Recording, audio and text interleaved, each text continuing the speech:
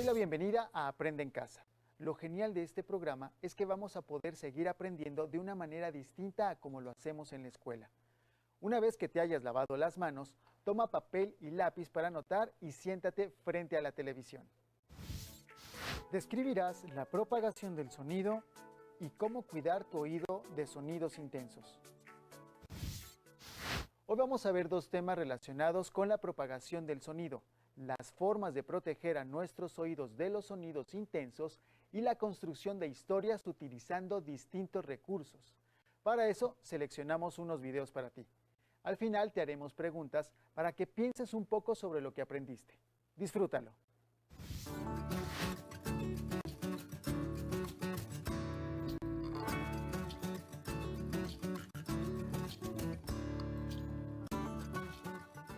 La propagación del sonido y la audición. Los seres humanos vivimos rodeados de sonidos. Podemos escuchar la caída de la lluvia, el canto de algunas aves, el sonido de una campana, de instrumentos musicales y hasta el zumbido de un mosquito. Algunos organismos, como los murciélagos, emiten sonidos que les permiten cazar y alimentarse, y las ballenas se comunican mediante una especie de cantos que se pueden escuchar bajo el agua y a grandes distancias. El sonido se genera cuando se producen vibraciones en algún material, aunque no siempre lo podemos percibir. Cuando un objeto es golpeado, vibra, y los objetos cercanos también, generando ondas que se propagan en el aire y nuestros oídos las perciben como sonido. Por ejemplo, cuando escuchamos a lo lejos el sonido de un tambor. Una onda es el movimiento periódico del medio en el que se propaga. Dicho medio puede ser gaseoso, líquido o sólido. Existen dos tipos de ondas, transversales y longitudinales. Cuando arrojamos una piedra al agua, se producen ondas transversales, ya que el agua vibra hacia arriba y hacia abajo y la onda se desplaza de forma horizontal, o sea, perpendicular, a la dirección en que cayó la piedra.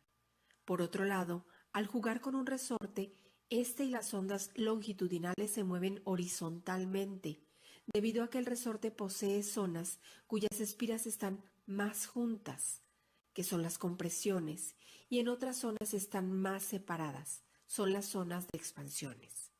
Los sonidos que escuchamos se deben a este tipo de ondas. Lo que escuchamos se debe a que las ondas sonoras se transmiten por el aire. También es posible escuchar sonidos dentro de los líquidos, como el agua, o a través de los sonidos, como el suelo. Por ejemplo, se puede escuchar el sonido al golpear una puerta, o un nadador puede escuchar el sonido cuando una piedra cae al agua. Si construyéramos un teléfono casero, con dos botes y una cuerda, podemos escuchar la voz de un compañero cuando ésta choca contra un material elástico, como el fondo del bote, y le transmite sus vibraciones. A su vez, el fondo del bote las retransmite a la cuerda, y a través de ella llegan al otro bote, que también vibra. Así se transmite el sonido o la voz que el compañero escuchó. Un dato interesante. La ecolocalización es una percepción sensorial para explorar el medio físico a través del sonido y el eco que produce. La rapidez del sonido en el agua del mar es de 1500 metros por segundo, mientras que en el aire es de 340 metros por segundo. De modo general podemos decir que los diferentes tonos de los sonidos que escuchamos se deben al número de ondas que se generan en un segundo. Cuando el sonido es agudo, se produce un mayor número de ondas. Cuando es grave, el número de ondas es menor. La intensidad del sonido se mide en decibeles. Para la protección de las personas se han formulado regulaciones en el mundo que limitan el nivel en diferentes actividades que realiza el ser humano. La Organización Mundial de la Salud, o sea la OMS, considera 85 decibeles como el límite superior deseable. Un sonómetro es utilizado para medir la intensidad del sonido. El sonido es muy importante en nuestra vida. Podemos escuchar sonidos musicales y otros que nos advierten sobre algún suceso como las alarmas de incendio o sismo, pero a la vez, debido a su intensidad y duración, algunos sonidos pueden perjudicarnos. Los niveles superiores a 40 decibeles y una prolongada exposición a ellos pueden provocar desde nerviosismo, falta de atención, mal humor y cansancio, hasta daños graduales al sistema auditivo, que pueden llegar incluso a producir sordera. Todos los sonidos que escuchamos viajan a través del aire y llegan a nuestros oídos en forma de ondas. Las ondas sonoras recorren el oído externo a través del conducto auditivo, chocan en la membrana del tímpano, que se parece a la superficie de un tambor, y la hacen vibrar. El tímpano transmite esta vibración a los 3 pequeñísimos huesos ubicados en el oído medio, que son el martillo, el yunque y el estribo, y de ahí al oído interno, donde la cóclea, que está llena de líquido, transforma la energía vibratoria en energía eléctrica, que es la forma final en que el sonido llega al cerebro. La ciencia y sus vínculos. El registro y conocimiento de los sismos es posible porque en 1904 México y otros 17 países se reunieron con el fin de crear la Asociación Sismológica Internacional. El gobierno mexicano decretó la fundación del Servicio Sismológico Nacional, SSN, el 5 de septiembre de 1910. Desde 1929, el SSN es parte del Instituto de Geofísica de la UNAM. Los sismógrafos registran temblores en el territorio nacional, principalmente en las costas del Océano Pacífico, en Veracruz y el Valle de México. El objetivo del SSN es proporcionar información oportuna sobre la ocurrencia de sismos, así como evaluar y prevenir riesgos en el ámbito nacional. Los registros históricos reportan terremotos en la República Mexicana desde 1475. Un gran sismo de magnitud 7.9 ocurrió en el año de 1911. Curiosamente, el mismo día en que Madero entraba triunfalmente a la Ciudad de México. De principios del siglo XX a la actualidad, los sismos han causado daños en Veracruz, 1973, Ciudad de México, 1957 y 1985, en Colima, en 1993 y 2003, y Mexicali, en 2010. Cierra los ojos y presta atención. ¿Cuántos sonidos escuchas?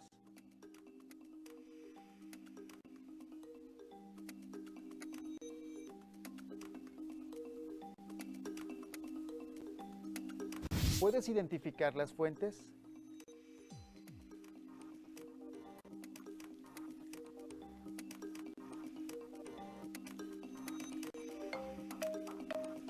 ¿Puedes distinguir los cantos de las diferentes aves a tu alrededor?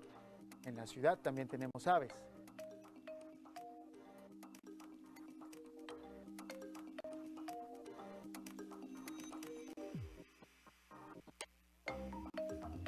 ¿Cuál es la característica principal del sonido?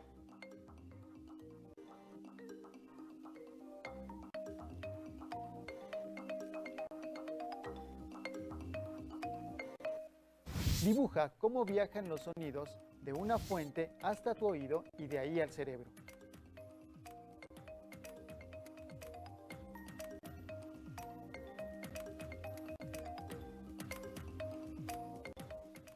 Vamos a ver los siguientes videos. Los oídos están activos constantemente, captan las ondas sonoras y las transforman en información que el cerebro es capaz de interpretar, como por ejemplo la música y el habla.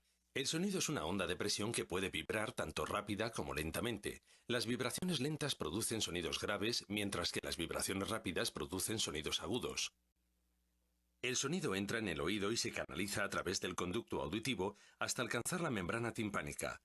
Cuando la membrana timpánica comienza a vibrar, pone en movimiento la cadena osicular del oído medio. La cadena osicular está compuesta por el martillo, el yunque y el estribo. Las vibraciones del sonido se transmiten a través de la cadena osicular hacia el oído interno. En el oído interno, la cóclea desempeña un papel fundamental. Es aquí donde la energía mecánica del sonido se transforma en complejas señales eléctricas que más tarde se transmiten al cerebro. En términos simples, la cóclea es un tubo en forma de espiral lleno de fluido.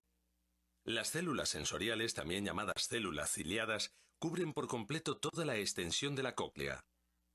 Estas células ciliadas poseen distintos grados de sensibilidad para la detección de los diferentes tonos o frecuencias. Esto permite al oído percibir todo el espectro de sonidos.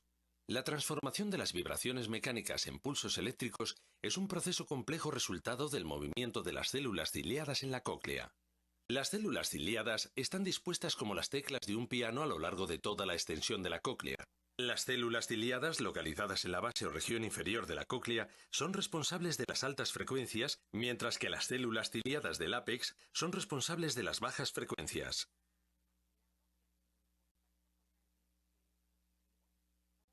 Cuando el fluido de la cóclea se pone en movimiento, provoca a su vez el movimiento de las finas estructuras de la superficie de las células ciliadas. Estos movimientos causan diferencias de tensión que producen señales eléctricas que se transmiten a través del nervio auditivo hasta llegar al cerebro. El córtex auditivo cerebral interpreta esta información como sonido, por ejemplo, como música o como habla. Toda esta sucesión de eventos, incluyendo los distintos pasos que convierten las ondas sonoras del medio ambiente en información que el cerebro es capaz de interpretar, suceden tan rápidamente que las personas pueden oír el sonido al instante y de manera continua. En este complejo proceso, existen varios factores que pueden provocar que una persona experimente una pérdida auditiva. La pérdida auditiva puede variar desde una pérdida de leve a moderada hasta una pérdida total de la audición. En general, existen 3 tipos de pérdida auditiva que difieren la una de la otra, dependiendo de la parte del oído que esté afectada, pudiendo ocurrir en el oído externo, medio o interno.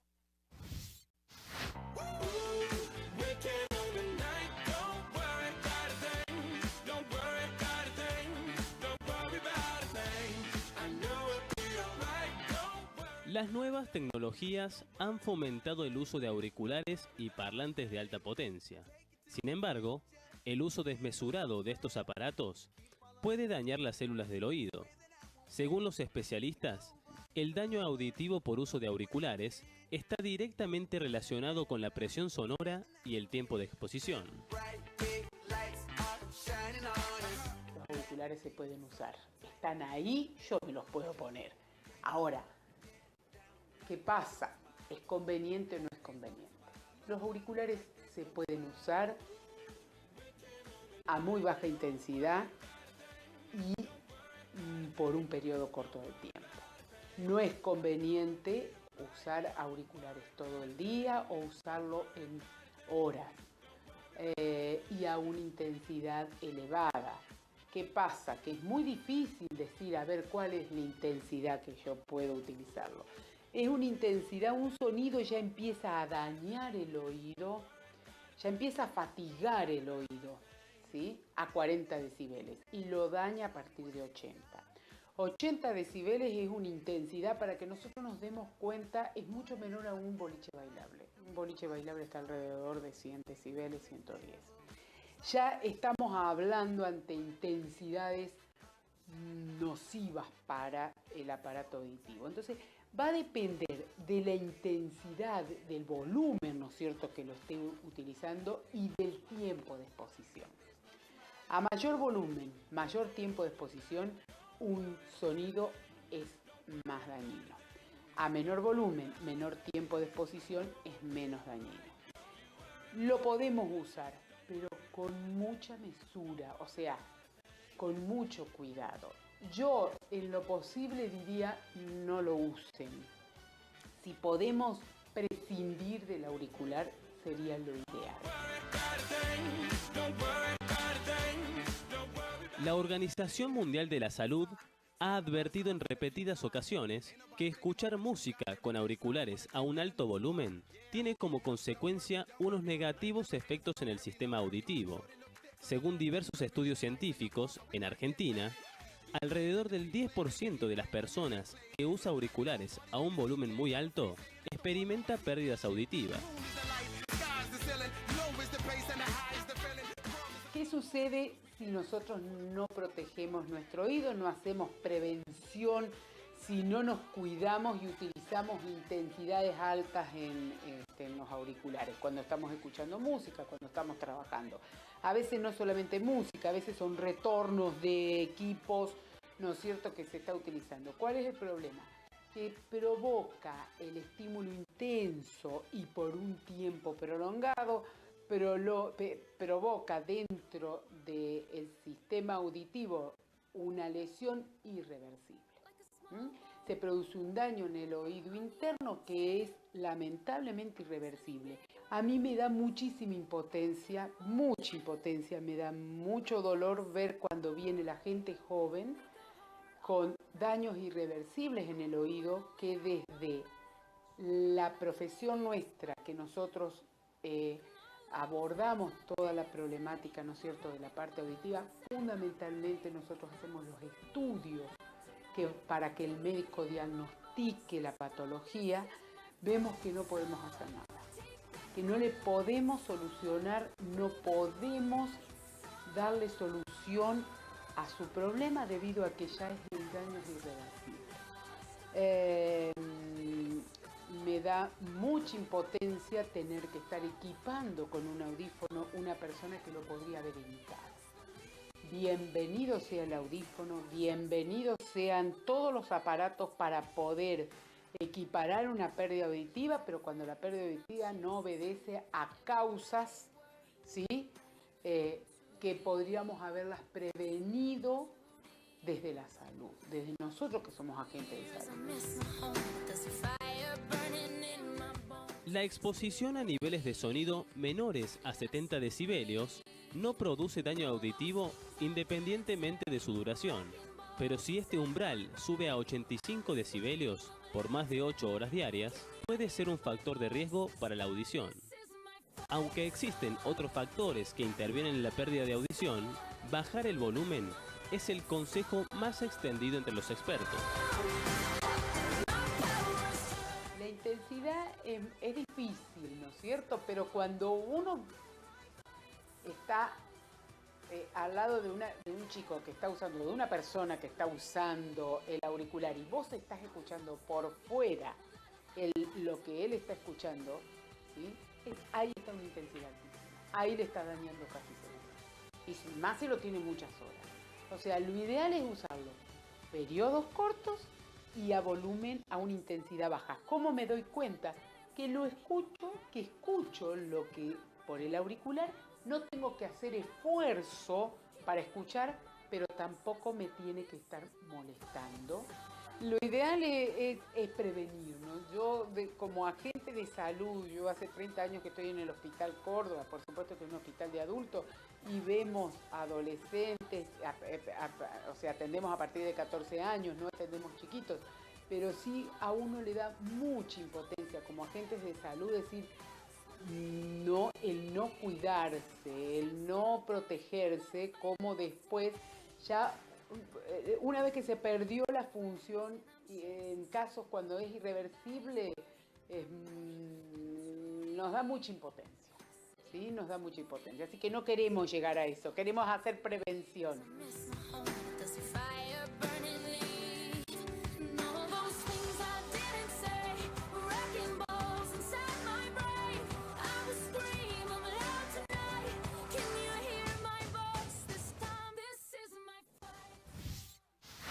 ¿Cómo se llama a la estructura del oído por la cual entran las ondas sonoras?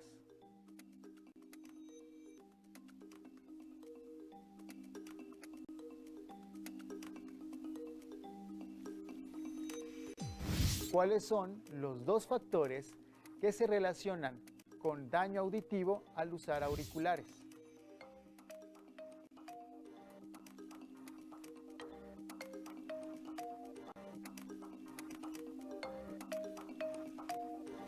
¿Cómo los podrías evitar?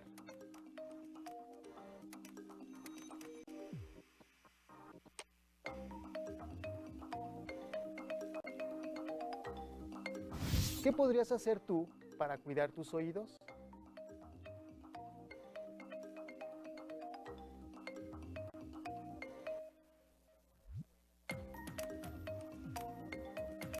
¿Qué recomendaciones le harías a tu familia?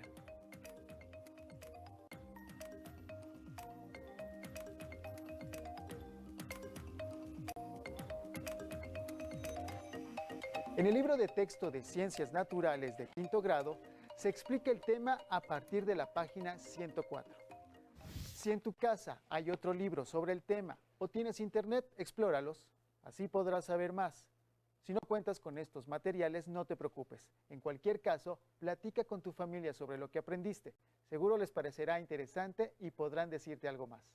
Responde las preguntas en una hoja, ya sea a través de un escrito, un dibujo o un esquema, y guárdalas en tu carpeta de experiencias, para que en cuanto sea posible se las entregues a tu maestra o maestro. Muy bien, esto es lo que vimos en este bloque que definiremos como lo que escuchamos. Esperamos que te haya gustado. Nos vemos en la próxima aquí en Aprende en Casa. Si no tienes el libro de texto o necesitas ayuda para responder las preguntas, llama a Educatel 55 36 01 75 99 y 800 288 66 88. También puedes encontrar los libros de texto en la siguiente página. Ahora vamos con Esmeralda Nieves a movernos un poco.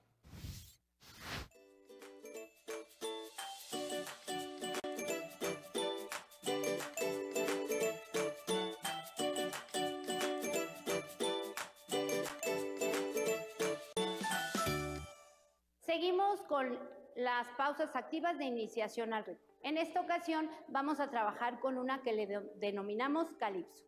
La intención es trabajar el ritmo musical y con este nos va a ayudar a la lectura. La lectura debe de llevar un ritmo y con esto los niños van a identificar cómo va su lectura. El primero va a ser el pulso. ¿Cómo voy a marcar el pulso? Le podemos decir al niño que identifique los latidos de su corazón y el latido del corazón lo hace aquí. Pero como estamos trabajando percusiones corporales, lo vamos a hacer con palmadas. Pulso, pulso, pulso, pulso, pulso, pulso. El segundo es el acento. El acento también nos ayuda mucho en la escritura, es cuando vamos leyendo, poner una pausa. Y va a ser acento, acento, acento, acento, acento, acento. Y el ritmo va a depender mucho de la canción que decidamos poner. En esta ocasión, el ritmo lo vamos a hacer con este enunciado. Yo ya sé bailar muy bien, yo ya sé bailar muy bien, yo ya sé bailar muy bien, yo ya sé bailar muy bien. Eso nos va a ayudar mucho. Les voy a decir el ritmo sin tener que hacerlo con palmadas para que me lo puedan entender. Yo ya sé bailar muy bien, yo ya sé bailar muy bien. Son los tres elementos que vamos a trabajar. Lo podemos simplificar con unos compañeros o con el salón. Lo vamos a dividir. Los de nuestro lado derecho lo van a hacer con el pulso. Los de en medio con el acento y los del lado izquierdo con el ritmo. Pulso, pulso, pulso, pulso, pulso. En medio, acento, acento, acento, acento, acento. Y del lado izquierdo, ritmo. Yo ya sé bailar muy bien, yo ya sé bailar muy bien. Esto nos puede servir mucho para ver lo de la lectoescritura, pero también le podemos implementar instrumentos si tenemos, o lo podemos hacer en las bancas, sentados. Y esto nos ayuda si tenemos algunos alumnos que tienen alguna deficiencia motora.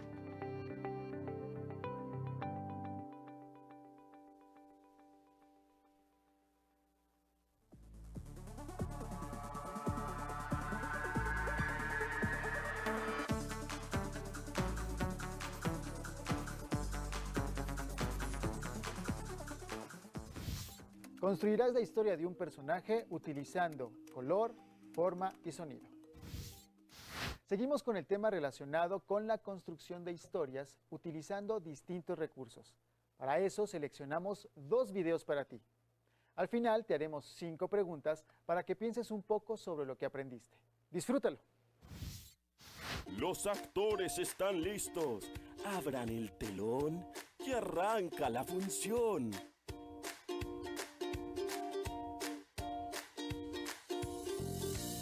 Hoy tengo para proponerles algo que me parece que les encantará. Les propongo que escribamos juntos una obra de teatro y que invitemos a los padres, vecinos, amigos y a quienes quieran a verla. ¿Qué les parece?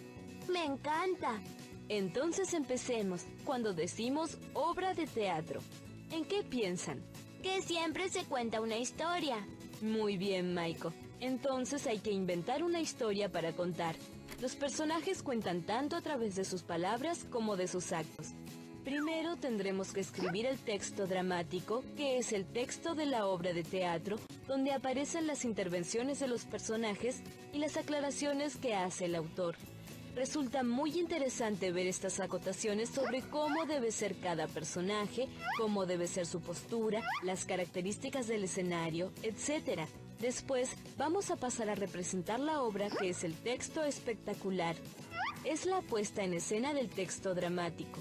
Así que tendremos que decidir la música, el vestuario, la escenografía, la iluminación, cómo será la actuación de cada uno de ustedes. ¿Cuántas cosas para hacer tenemos por delante? Bien, una vez que tengamos decidida la historia que contaremos y los personajes, hay que comenzar armando el diálogo teatral. Supongamos que es una obra de teatro en la que se encuentran Caperucita y Blancanieves en el bosque. Blancanieves le diría: «Ah, Caperucita, qué hermosa capa roja tienes. ¿Dónde la compraste? Estoy cansada de mi vestido tan blanco». Está muy bien, Matías. Este diálogo debemos escribirlo de una manera especial. Primero, el nombre del personaje que habla con mayúscula y luego 2 puntos. Además, para que sea más claro, hay que poner algo sobre cómo estaba Blancanieves. Por ejemplo, podría hablarle muy silenciosa para que no escuchen los enanos. Todas esas aclaraciones que se escriben entre paréntesis y con letra cursiva nos dan información sobre el vestuario de los personajes, el tono de voz, las posturas corporales, las entradas y salidas de los actores. ¿Y para qué sirven esas aclaraciones? Le sirven al director para tomarlas creativamente y realizar con ellas la puesta en escena. ¿Cómo escribirías esas aclaraciones que antes nombraste, Luciana? Con voz muy baja y cara de entusiasmada. Muy bien, sigamos. El texto dramático puede presentar divisiones. Cuando yo fui al teatro, en un momento de la obra había terminado una parte. Entonces bajaron el telón y encendieron las luces. Pero no era que había terminado, solo que venía un intervalo y después continuaba hasta el final. Exacto. Son distintas partes de la obra y se señalan con la caída del telón, como dice Matías, o con el oscurecimiento de la escena. Cada una de esas partes se llama acto. ¿En un acto puede haber varias escenas? Claro, porque las escenas las marcan las entradas y las salidas de los personajes. ¿Y si además quiero que cambie la escenografía? En cada acto el cambio de la escenografía se denomina cuadro. ¿Hacer o no hacer? La tarea.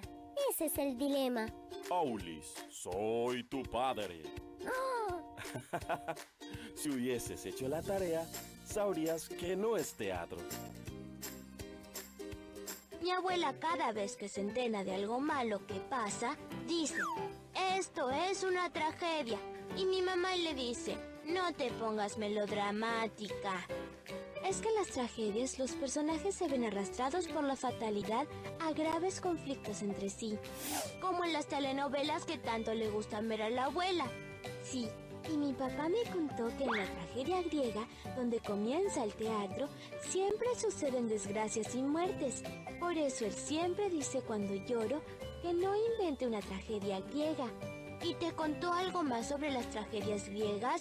Sí, papá dice que siempre hay un protagonista, el héroe. Y contra este héroe está el antagonista, que puede ser un solo hombre o un conjunto de cosas que le complican la vida al protagonista. A mí me gustaría interpretar a un héroe griego. Pues claro, porque los espectadores se solidarizan con el protagonista. Ahora hago mutis por el foro. No te olvides de descargar la app de Aula 365 y respóndenos en los comentarios. ¿Cuál es tu obra de teatro favorita? ¡Nos vemos!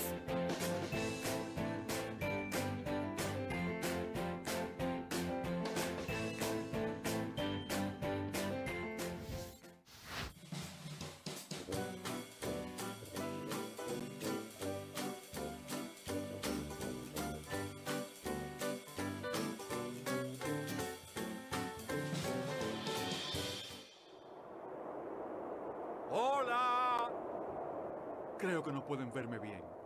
¡Estoy muy lejos! Con la máscara podrán ver mejor mi expresión. Y también escucharme, porque funciona como un megáfono.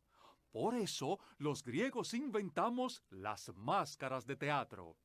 También nos permiten hacer varios personajes.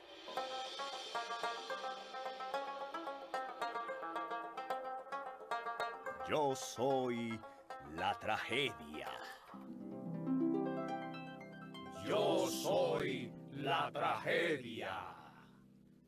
Y yo la comedia. Y yo la comedia.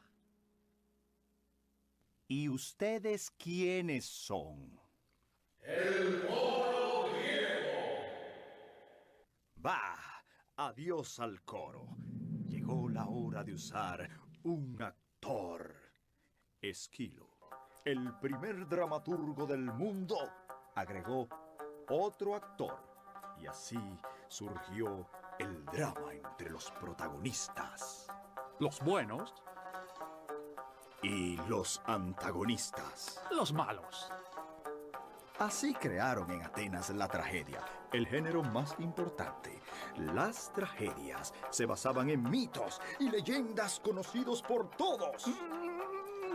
La comedia es el género más importante. La tragedia. La comedia. La tragedia. La comedia. La tragedia. La comedia. La tragedia. Pero, ¿qué estamos haciendo? Tienes razón. La comedia es maravillosa. Y también se la debemos a los griegos. Los hombres hacíamos los papeles de mujer porque no estaba permitido que las mujeres actuaran. Grecia se llenó de anfiteatros que aprovechaban la inclinación del terreno para que se sentaran miles y miles de espectadores sin que uno tapara al otro. Eso era genial.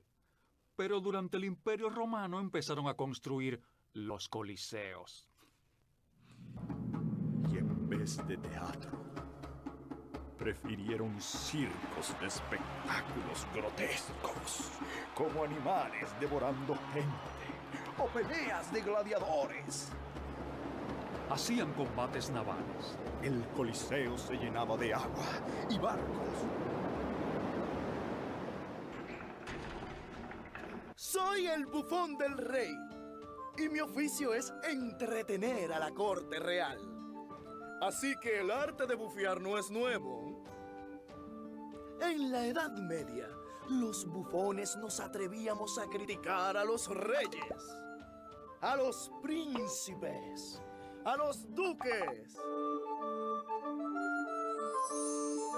En las plazas de las catedrales se presentaban los misterios, obras de teatro religiosas.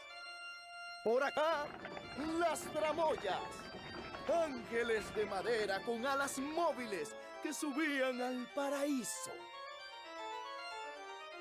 También se pusieron de moda las farsas, que son obras cómicas donde podemos satirizar las ridiculeces de las personas. En el teatro, la gente se ve en el espejo y puede corregir sus errores.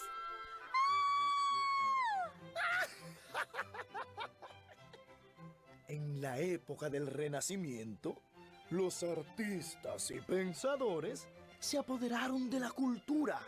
En Alemania, Gutenberg crea la imprenta y por toda Europa la gente empieza a leer. Por fin los libros no hay que copiarlos a mano, uno por uno. Ahora llegan al público.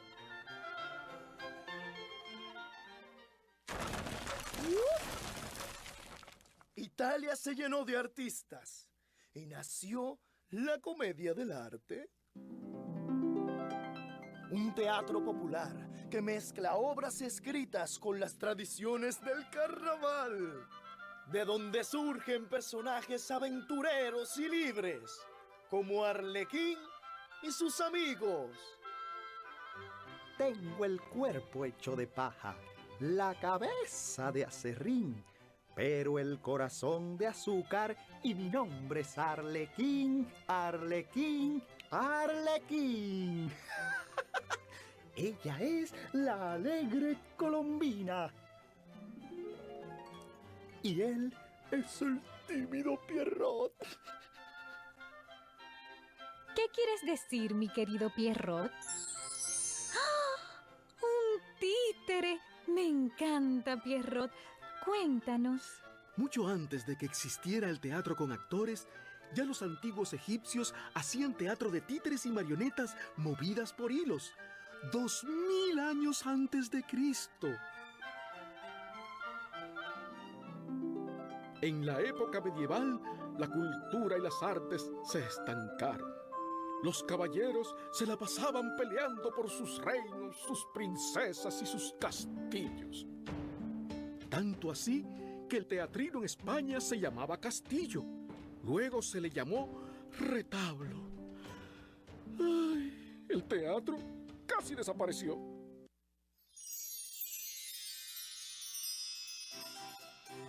Pero los pequeños teatros continuaron vivos gracias a nosotros los títeres, que éramos muy fáciles de transportar de un pueblo a otro. Y los teatrinos se podían presentar en cualquier plazoleta o callejón.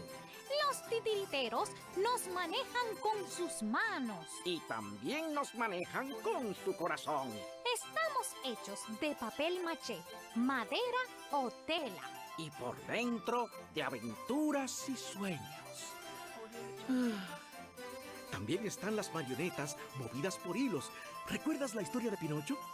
¿Y quién puede olvidar la tierna historia del relojero que fabricó una marioneta de madera y que luego se convirtió en un niño de verdad?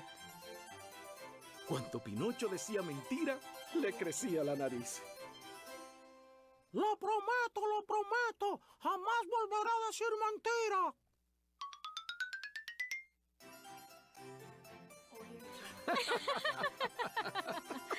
¿Ven? Ya mi querido Pierrot está contento. Te llevaré de paseo a Londres para conocer el teatro El Globo, donde Shakespeare actuó y dirigió sus obras.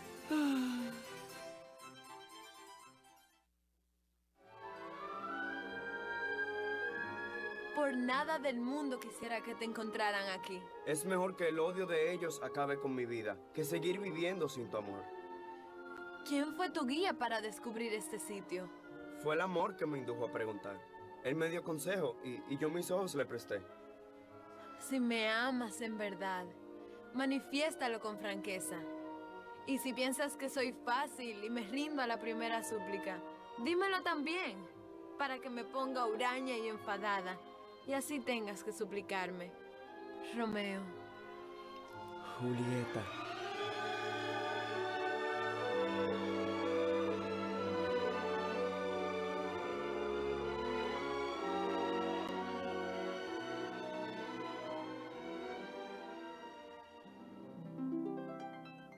En el siglo de oro español, se ponen de moda los teatros como los conocemos hoy, con maquinarias fabulosas llamadas tramoyas, que hacen mover los decorados con poleas. Los teatros compiten por presentar los efectos más espectaculares. Tormentas. Incendios. Y hasta una locomotora. Cuando entró en el escenario por primera vez, el público se asustó tanto que hubo gritos y desmayos. La Ópera de París se convirtió en el teatro más grande y lujoso en 1875. Colombina, te llevaré a conocer los teatros más importantes del mundo. La Scala de Milán en Italia. Royal Opera House en Londres. El Teatro Colón en Buenos Aires. El Metropolitan Opera House en Estados Unidos. La Ópera Estatal de Viena en Austria. La Casa de la Ópera de Sydney en Australia. Y en Santo Domingo, el Palacio de Bellas Artes y el Teatro Nacional Eduardo Brito. Soy amable, soy sincero, soy alegre y parlanchín. Soy amigo de los niños y mi nombre es Arlequín, Arlequín, Arlequín. Llegué a este teatro gracias a la directora Maricusa Ornes y a la poeta Carmen Natalia, quienes fundaron el Teatro Arlequín en mi honor. Y presentaban cada año un espectáculo para niños. Grandes obras, óperas, ballets y conciertos se han presentado en esta sala y los niños disfrutaron de personajes dominicanos muy queridos como María Moñito y la Pinky. Los dramaturgos son los escritores de las obras de teatro. Ellos crean los personajes y los actores les dan vida para mostrarnos aventuras llenas de magia y sabiduría, como El Rey Clinejas de Manuel Rueda. Mis súbditos son los niños que aman mis historias. Y en este macuto llevo a mi chiribico. Aquí viene la niña que quería ser princesa, de Franklin Domínguez. Yo quería ser princesa. No quería estudiar. Así que abandoné a mis padres porque eran pobres y me fui al palacio. Los reyes sin hijos me adoptaron y me convertí en princesa. Nadie se encuentra contento con la suerte que Dios le ha deparado. Todo el mundo quiere ser diferente. El soldado desea ser civil. El civil anhela ser soldado. Y el pobre quiere ser rico. Y el rico ambiciona ser más rico. Ni siquiera pude conocer a los reyes. Estaban muy ocupados en cientos de guerras. Quiero volver a casa. Tengo que encontrar el camino de amapolas y azucenas antes de que me sorprenda la aurora. Si no, tendré que regresar al palacio para siempre. ¿Cómo pudiste escapar del palacio? Dice mi chiribico que el que entra no sale jamás. Porque le dije la verdad. Toda la verdad a la puerta del palacio. Y prometí volver a mi casa junto a mis padres y no abandonarlos jamás. Prometí seguir estudiando. Y me dejó salir. Pero ahora no encuentro el camino a casa. Princesa, mi chiribico nos guiará. Y todos te acompañaremos a tu casa antes de que te sorprenda la aurora. Gracias, Rey Clinejas. Gracias no, princesa. Vámonos huyendo antes de que nos sorprenda el amanecer. El teatro es ilusión, aquí todo es posible.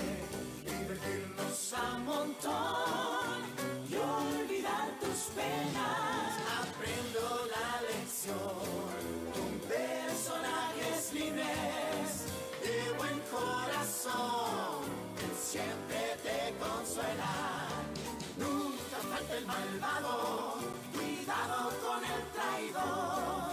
Con ellos aprenderás a tomar tu decisión. Con la magia del teatro vivirás con ilusión. Volarás como una nube entre la luna y el sol. Volarás como una nube entre la luna y el sol. ¡Que se cierre el telón!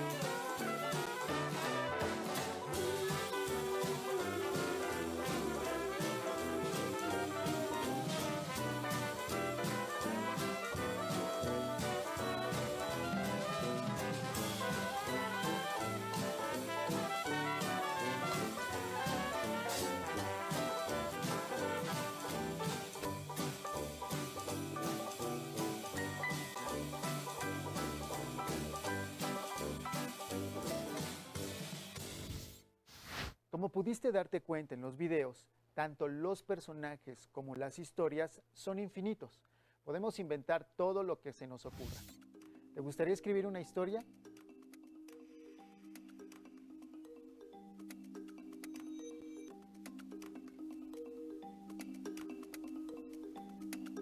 ¿Qué características tendrían tus personajes?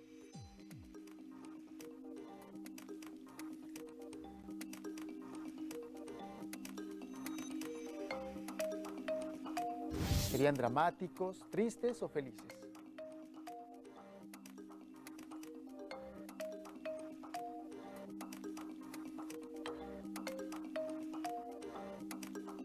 ¿Cómo sería su vestuario?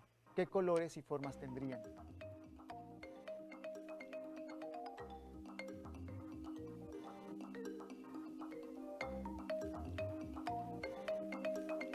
¿En dónde estarían? ¿En la ciudad, en el campo, en el bosque o en un lugar fantástico?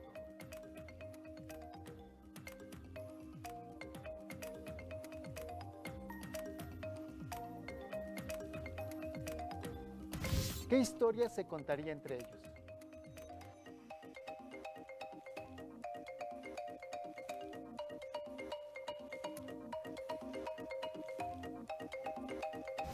¿Cuál sería el final que tendrían?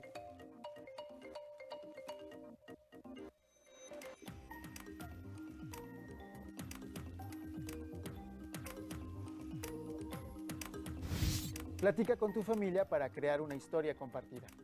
Si en tu casa hay otro libro sobre el tema o tienes internet, explóralos. Así podrás saber más. Si no cuentas con estos materiales, no te preocupes. En cualquier caso, platica con tu familia sobre lo que aprendiste. Seguro les parecerá interesante y podrán decirte algo más.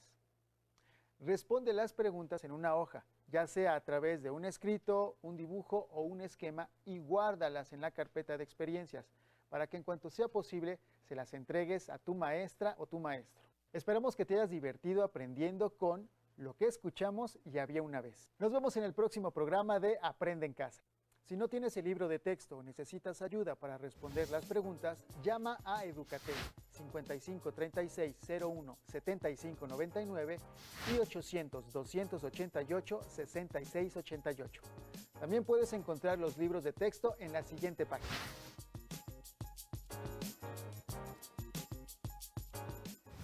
Nos vemos en la próxima aquí en Aprende en Casa.